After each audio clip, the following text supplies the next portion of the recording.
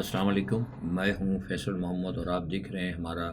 YouTube channel views of Faisal Muhammad. آج 2023 اپنی تلخ یادوں کے ساتھ انتہائی افسوسناک تاریخ چھوڑ کر ہم سے رخصت ہو رہا ہے۔ جب تک آپ شاید یہ میرا ویلاگ پاکستان میں دیکھیں گے تو ہو سکتا ہے کہ تاریخ چینج ہو چکی ہو اور 2023 جو ہے اپنی تکلیف دہ یادیں چھوڑ کر ہمیں رخصت ہو جائے گا۔ لیکن دیکھنا یہ ہے کہ کیا جو کچھ تسلسل 2023 میں ہمارے ساتھ رہا ہے حالات کا اور حوادث کا، کیا وہ ہم 2024 میں بھی دیکھیں گے؟ کیا اس میں کمی آئے گی یا کہ اس میں مزید اضافہ ہوگا؟ یہ ابھی حالات پر کچھ مبنی ہے، کچھ ہم اس پہ تھوڑا سا اپنا جائزہ دیں گے۔ لیکن اگر مختصراً اگر ہم تھوڑا سا عالمی سطح پر اگر جائزہ لیں تو 2023 جو ہے بنیادی طور پر 2022 کا ہی تسلسل تھا، جبکہ ہم نے اس بارے میں پہلے بتایا بھی تھا، جو لوگ چینل ہمارا دیکھتے ہیں، کہ جو نیو ورلڈ آرڈر جو ہے ان کا جس کی تکمیل انہوں نے 2030 میں کرنی ہے، اس کی شروعات یا اس کے معاملات جو ہیں وہ 2022 سے شروع کر دیے گئے تھے اور 2023 جو ہے اس کا تسلسل رہا۔ اب فرق اس میں جو آیا ہے وہ یہ ہے کہ 2023 کے اندر جو عالمی استعماری قوتوں کا جو ایک نیو ورلڈ آرڈر ہے، اس کے اندر جو ہے تھوڑا سا ایک رکاوٹ جو ہے پیدا ہوتی ہوئی ہمیں نظر آ رہی ہے، اور وہ نظر آ رہی ہے ہمیں روس کی شکل میں، پیوٹن کی شکل میں۔ اب دیکھنا یہ ہے کہ کیا آئندہ آنے والا 2024 کیا پیوٹن کسی حد تک اس نیو ورلڈ آرڈر کو، جس کا کہ بھی پروسیس چل رہا ہے، اس نیو ورلڈ آرڈر کے اندر آپ کو پتہ ہے بہت ساری چیزیں ہم بتاتے رہے ہیں۔ کئی ملکوں کے اندر جو ہے استعماری قوتوں کے اعلی کار، جو یہ بھی دجالی قوتیں جو کہہ لیں، ان کے اعلی کار کو لانا، آبادی کو کم کر کے اور قحط سالی کے ذریعے، جنگوں کے ذریعے، معاشی پرابلمز کریٹ کر کر افراط زر پیدا کرنا اور دنیا کے تمام ذخائر پہ، سونے پہ اور بینکوں کو قبضے میں لینا، کئی ملکوں کے بینکوں کو بند کرنا، بہت سارے معاملات ہیں، وقتاً فوقتاً ہم بتاتے رہے ہیں۔ تو وہ تمام جو صورتحال ہے، کیا دیکھنا ہے کہ 2024 میں اسی کی رفتار رہے گی یا اسے روک دیا جائے گا؟ اب اس کے ساتھ یہ بھی ہے کہ اگر پیوٹن اس میں اگر کامیاب ہوتے ہیں تو بلا شبہ اس میں رکاوٹ آئے گی۔ ابھی تک تو ایک رکاوٹ آئی ہے دیکھنے میں، کیونکہ آپ کو یاد ہوگا کہ 2022 میں 2021 میں ہم نے آپ کو بتایا تھا کہ ان کا پلان یہ تھا کہ 2022 کے اندر جو ہے ابراہیم اکارڈ یہ کرتے، اور اس کے بعد ان کا پلان ایک یہ بھی تھا کہ مشرق وسطیٰ میں ایک ہی کرنسی کر کے، اور جو تمام عرب ممالک کو ساتھ لے کے اسرائیل کے تعلقات کرنے کے بعد ایک ہی کرنسی چلائی جاتی ہے اور وہ اسرائیل کی کرنسی ہوتی، لیکن ایسا نہیں ہوا، ناکام ہو گیا۔ تو یہ بھی دیکھنا ہوگا کہ کیا 2023 کے اندر جو ہے مسلمانوں کے لیے جو ایک بڑی مشکلات سامنے آئی ہیں، کیا وہ مشکلات 2024 میں بھی رہیں گی؟ بلا شبہ یہ ایک بہت بڑا سوال ہے۔ لیکن اب اس میں دیکھنا یہ ہے کہ اگر جو اقوام ہیں دنیا کی، پاکستان بشمول پاکستان کے، لیکن پاکستان کو میں ذرا دنیا کی عوام سے تھوڑا پیچھے رکھتا ہوں، کیونکہ یہاں اقوام ہے، پاکستان میں اقوام نہیں ہے۔ ایک ہے ہمارے یہاں ہجوم بھی، لیکن اقوام نہیں ہے جیسا کہ دوسری دنیا میں موجود ہے۔ تو اصل میں مسئلہ یہ ہے کہ جو دنیا کی جو اقوام ہے وہ بھی اس وقت جو ہے بنیادی طور پر کہیں نہ کہیں اپنے سیاسی اور جو بلاکس کی جو پولیٹکس ہے اس کے اندر تقسیم ہے۔ اس تقسیم کی وجہ سے ان کے درمیان جو ہے لوگ جو ہیں وہاں پر وہ کوئی ایسا بڑا فعال کردار نہیں ادا کر پاتے کہ جس کی وجہ سے کہ عالمی طاقتوں کا جو ایجنڈا ہے اس کو کہیں روکا جائے۔ بہرحال اب یہ دیکھنا ہے کہ یہ جو اختلافات ہیں، کہیں آپ کو پتہ ہے اس میں مذہبی بھی نظر آتے ہیں، کلیش آف سویلائزیشن کی بھی صورت نظر آتی ہے، اور بہت سارے آپ کو نظر آتے ہیں، آپ کو مذہبی اور فقہی اختلافات بین الاقوامی سطح پر بھی آپ کو نظر آتے ہیں۔ آپ نے ایران عراق کی جنگ دیکھی ماضی میں، آپ نے پھر ابھی اس کے علاوہ ابھی آپ مسلسل دیکھ رہے ہیں، اور لیکن اس کو چائنا نے اور رشیا نے ناکام کیا۔ کم از کم ایک جو بہت بڑا ڈسپیوٹ تھا، تاریخی ڈسپیوٹ جو رہا ہے ایران اور سعودی عرب کے درمیان، اس کو انہوں نے کم کیا۔ اگر اس قسم کے معاملات اگر چلتے ہیں 2024 میں، ایران اور چائنا اگر کامیاب ہوتے ہیں، تو مجھے لگتا ہے کہ 2024 کے اندر بین الاقوامی سطح پر شاید کہیں تھوڑا سا ٹھہراؤ آئے گا، ورنہ مجھے 2024 جو ہے بین الاقوامی سطح پر بھی بڑی جنگوں کا سال ہی لگتا ہے، لیکن اگر ٹھہراؤ آ بھی گیا تو چھوٹی موٹی جنگیں ضرور چلیں گی۔ تو یہ تو صورتحال اس وقت ہے، اور دوسرا یہ کہ ابھی کوشش بھی ہے، نئے نئے بلاکس بن رہے ہیں، امریکہ کی بھی کوشش ہے، کیونکہ امریکہ اس وقت پھنسا ہوا ہے۔ امریکہ نے دیکھا ہے کہ 2023 کے اندر 2024 کا امریکہ کا پلان یہی ہے، وہ چاہتے ہیں کہ یہ جو مشرق وسطیٰ ہے ان کا پلان یہ ہے کہ مشرق وسطیٰ کے اندر اپنے جتنے بھی مزید جو اڈے ہیں مسلمان ملکوں میں، اور مشرق بعید اور مشرق وسطیٰ کے اندر جو ہیں ان کو مضبوط کیا جائے، اور یہاں سے ہے کہ یورپ کے اوپر اور جہاں جہاں بھی امریکہ کی گرفت ہے اس گرفت کو مضبوط کیا جائے، اور اپنے معاملات کو اس طریقے سے چلایا جائے کہ جو ان کا نیو ورلڈ آرڈر کا جو پلان ہے اس کو مکمل کیا جائے۔ اب آنے والے حالات جیسے میں نے آپ بتایا نا کہ یہ اب بتائیں گے کہ کیا صورتحال ہوتی ہے، کیا یہ جو بلاکس کی سیاست ہے، برکس اس کے اندر ایک بہت بڑا کردار ادا کرے گا، برکس کہاں تک کامیاب ہوتا ہے، اور او آئی سی وغیرہ بھی ہے، لیکن ٹھیک ہے اب او آئی سی اسلامی ملکوں کا اگر مکمل طور پر اگر وزن اس کی طرف آتا ہے، چائنا اور رشیا کی طرف جیسا ہم دیکھ رہے ہیں، تو ہو سکتا ہے کہ پھر بہت سارے معاملات پہ آپ کو رکاوٹیں بھی دیکھنے کو ملیں گی۔ اچھا، دوسرا یہ کہ جنگوں کا جو مسئلہ ہے 2024 میں، مجھے لگتا ہے کہ 2024 کے اندر جو ہے شاید روس اور یوکرائن کا جو ہے جنگ ختم ہو جائے گی۔ جو میرے پاس اطلاعات بھی ہیں وہ یہ ہے کہ فروری تک جو ہے رشیا چاہتا ہے کہ اس جنگ کو فائنلائز کر لے، اور یہ بھی ہمارے پاس خبریں ہیں کہ بڑی طاقتیں، یعنی جو بڑی طاقتوں سے مراد یہاں پر میری EU اور امریکہ ہے، انہوں نے بھی میں نے کل جیسے بتایا تھا کہ انہوں نے یوکرائن زیلنسکی کو کہہ دیا ہے کہ وہ اب ڈیسائیڈ کریں اور اس جنگ کو مزید لمبا نہ کریں، کیونکہ جیسے کہ میں نے آپ کو بتایا کہ جو غزہ کا جو معاملہ ہے وہ جنگ ابھی اگر پھیلتی ہے، کوشش تو پس پردہ ہو رہی ہے روکنے کی، لیکن ابھی تک وہ رکی نہیں ہے۔ اس کے اندر کہیں سے ابھی تک ایک اور بیٹھک ہو رہی ہے، پس پردہ ایک اور سلسلہ چل رہا ہے، ایک اور نشست چل رہی ہے، قاہرہ میں بھی چل رہی ہے، اور ایک قطر کے اندر بھی چل رہی ہے۔ پس پردہ 3-4 جگہ جو ہیں اس کی جسے کہتے ہیں کہ بیک چینل کے اندر، یا اردو میں ہم کہیں پس پردہ جو ہے کوششیں ہو رہی ہیں، لیکن اس میں ابھی تک کامیابی نہیں ہوئی۔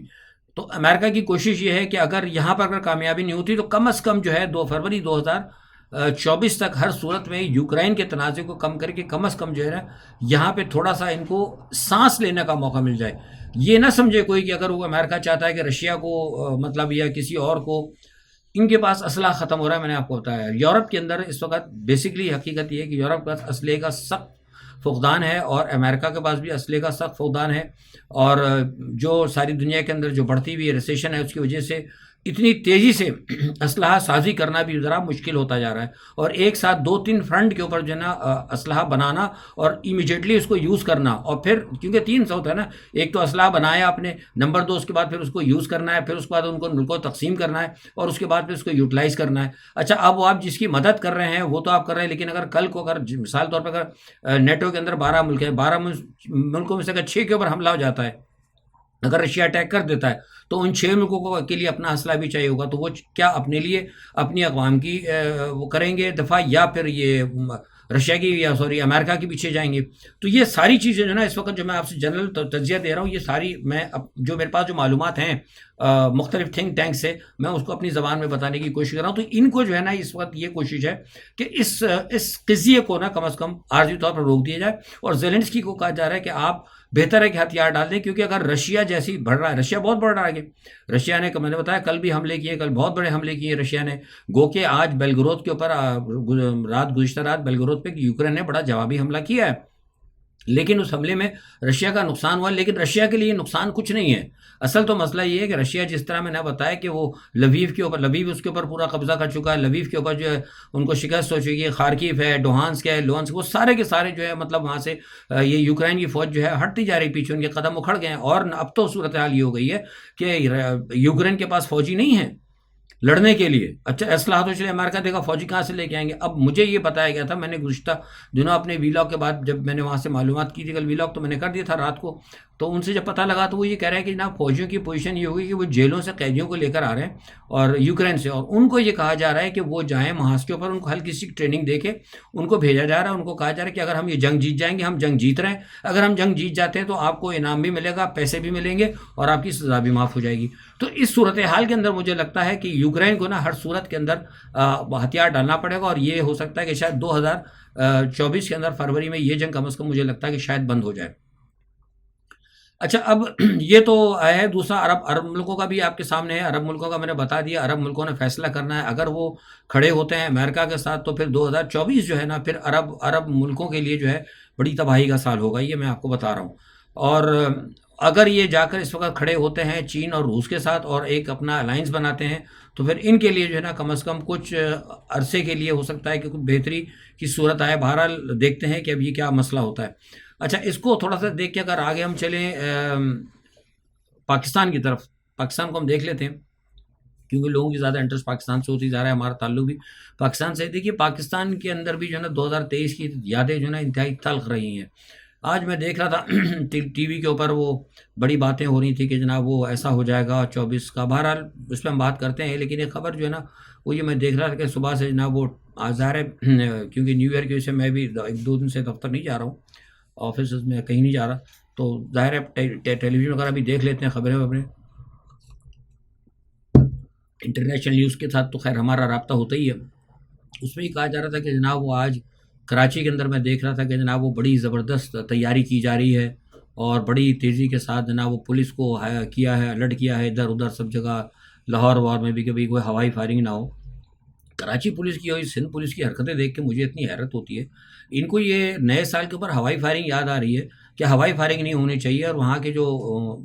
متعلقہ افسر ہیں, نام میں نہیں لے رہا ان کا, انہوں نے کہا کہ جناب ہم بہت سخت سزا دیں گے. تو بھائی آپ یہ ہوائی فائرنگ کے اوپر سزا دے رہے ہیں. یہ جو روزانہ کراچی کے اندر قتل و غارت گیری ہو رہی ہے,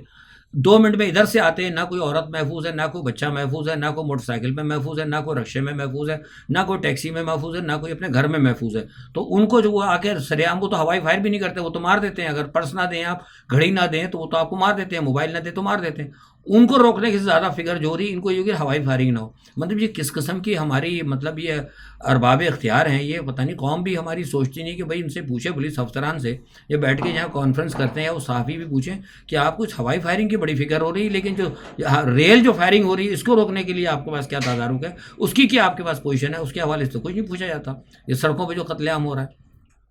تو بہرحال یہ کہ یہ پاکستان کے اندر جو ہے نا معاملہ ویسا ہی ہے کہ دنیا تو 2023 کے اندر میں دیکھوں پاکستان میں تو دنیا تو بہت آگے بڑھ گئی ہے 2023 میں, لیکن پاکستان بہت پیچھے رہ گیا. اور اس کی پیچھے رہنے کی وجوہات ہے وہ میں آگے بتاتا ہوں.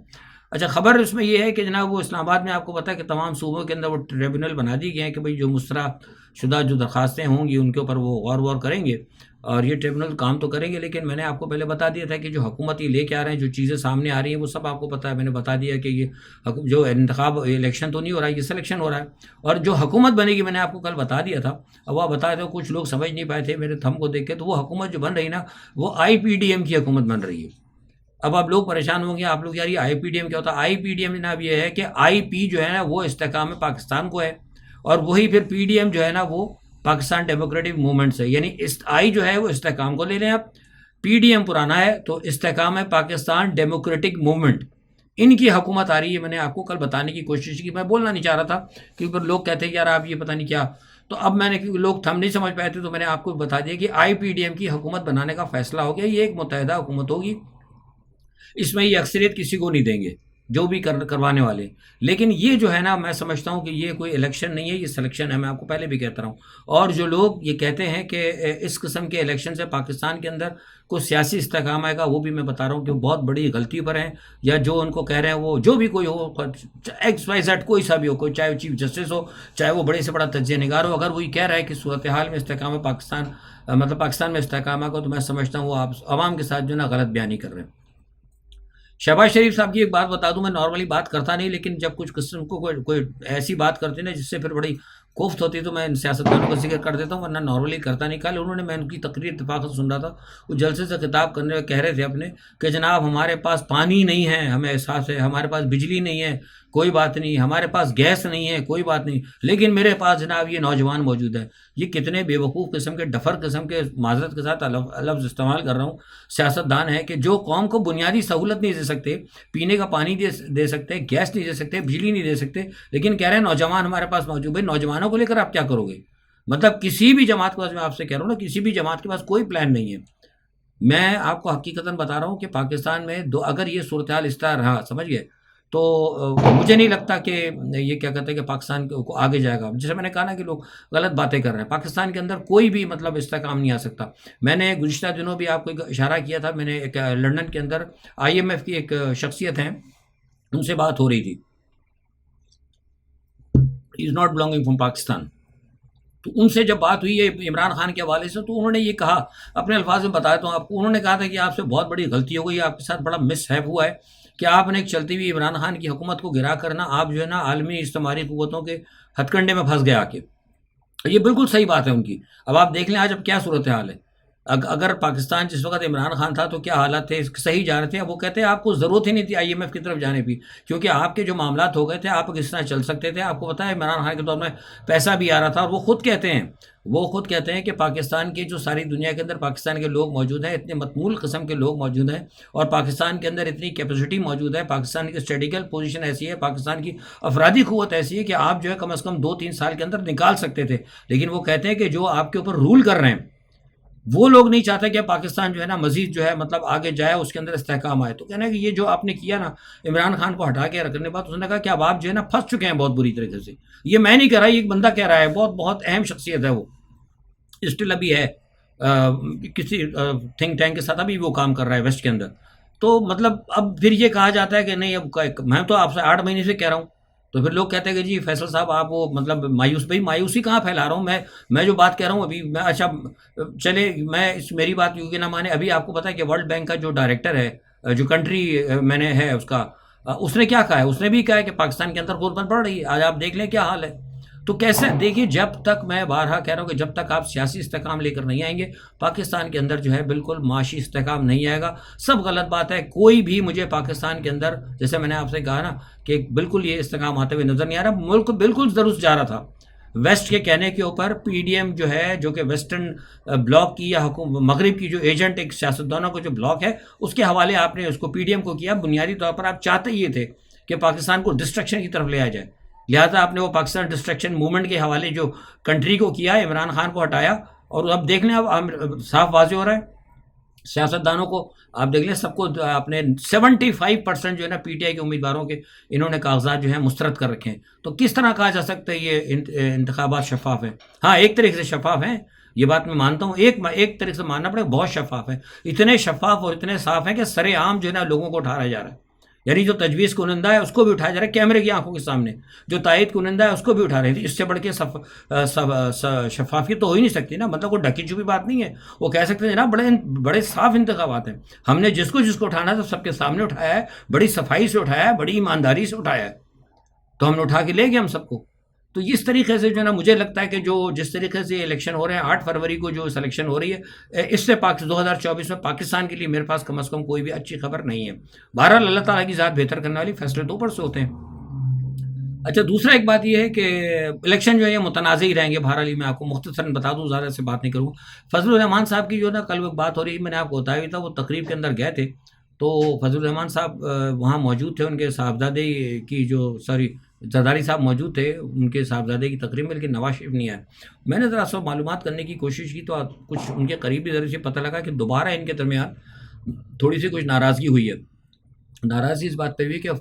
نواز شریف صاحب نے جو وعدہ کیا تھا کہ صدارت جو ہے نا فضل الرحمان کو دیں گے.